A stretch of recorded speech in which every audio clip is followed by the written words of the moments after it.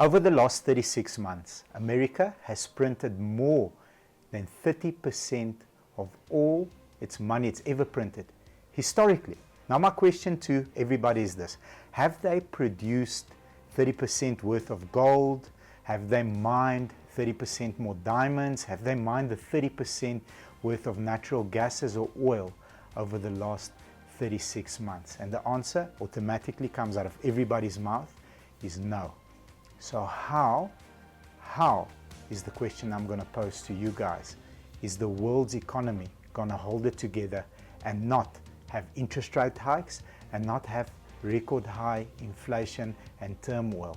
On this episode, I'm going to dive into exactly what we as a company, as a country have learned over the past year and give you my feedback, and I'm going to be bold enough to make a prediction at the end of the video. Let's get into the content.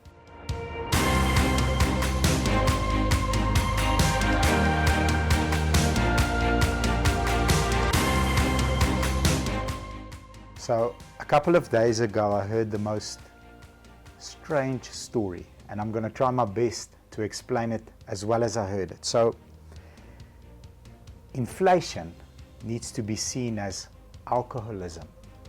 So an alcoholic initially that drinks a lot, the side effect of you having those few drinks or a few dopes whenever the alcoholics have them is that you're in a good mood, you don't worry about your current situation, your problem seems very small and they seem very far away. Now the challenge with that is later on, 6, 12, 18, 24 months thereafter is when the real problem and depression comes, because you've seen the after effect of not caring. So what happened globally after COVID is people were not allowed to lose. Companies were not allowed to lose. Government bailouts, stimulus checks, all these free raining money. It's easy to get credit. All the interest rates are low. You know, money is moving, but we're not actually producing stuff. We're not producing resources to back up that financial freedom that we experience. Initially, you should treat interest rates going up as an alcoholic that cuts off all boozing or drinking, whatever you want to call it. The first couple of weeks or couple of months are extremely tough. So short term, it's very, very tough. Interest rates going up. Everything is more expensive. We did another video on it a couple of weeks ago and explained how in South Africa, in our own country, interest rates went up 5 times in 2020.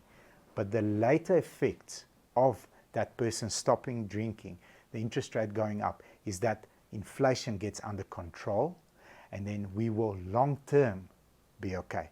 So here's some supporting evidence of what I'm telling you.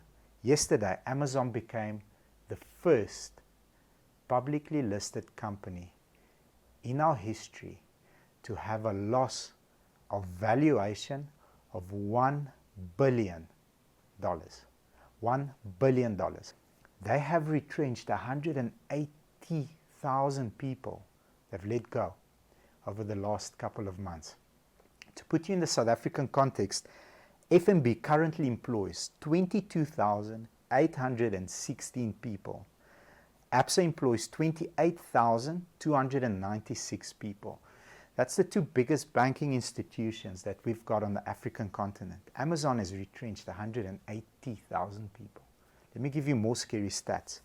Meta, it's Facebook, it's Instagram, and a whole bunch of other companies. Their stock has dropped 25% over the last couple of months in 2020. That means Mark Zuckerberg, in his personal capacity, has lost $76.6 billion in 2022.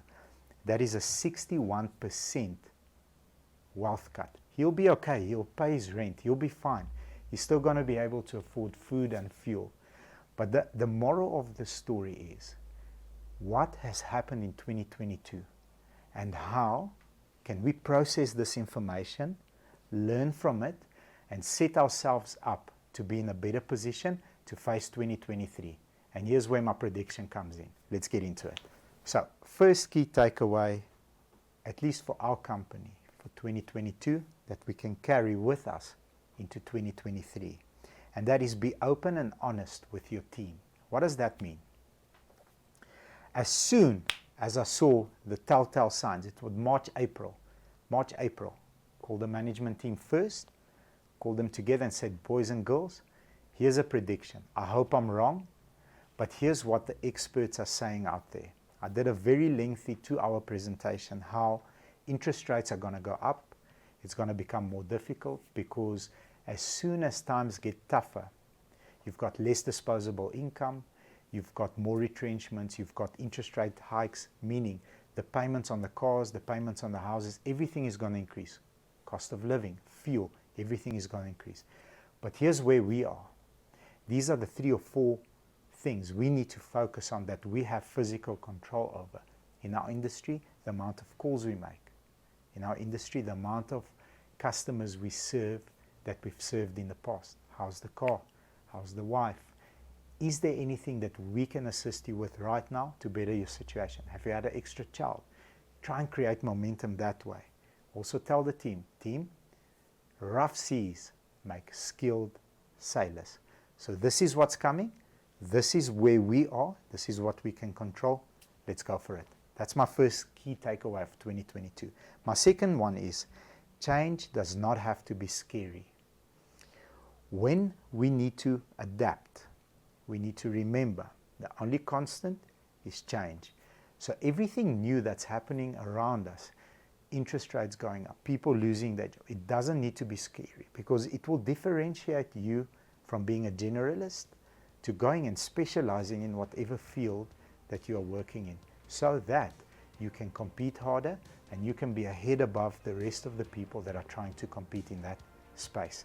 And lastly, everything long term is okay. Everything short term is rough. So what do I mean by that?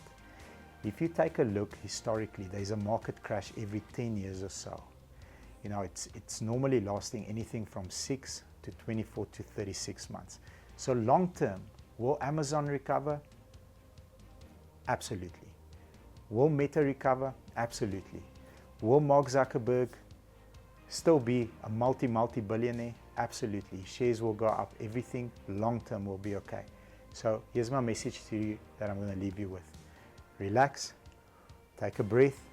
We're about to go into some rough seas, but know that after each and every stormy day, there's a very bright sunny one coming. Thank you very much. I hope I leave you better than I found you. Take care and have yourself a beautiful day. Bye-bye.